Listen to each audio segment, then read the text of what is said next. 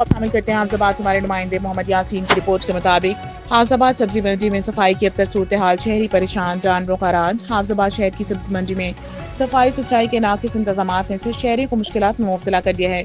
जगह जगह जमा कचरा और गंदगी के ढेर बदबू फैलाने लगे हैं, जिससे खरीदारों और दुकानदारों दोनों को परेशानी का सामना है।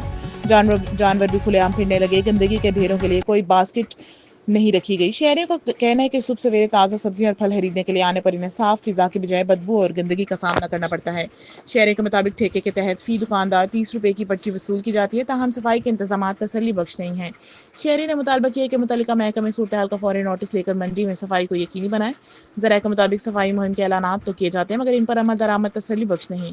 शहरियों ने जिला इंतजामिया से अपील की है कि अवामी मुफाद में सब्ज मंडी की हालत बेहतर बनाने के लिए मौसर इकदाम किए जाएँ, ताकि मरीम नवाज शरीफ के सुथरा पंजाब प्रोग्राम के अहदाफ हासिल किए जा सकें।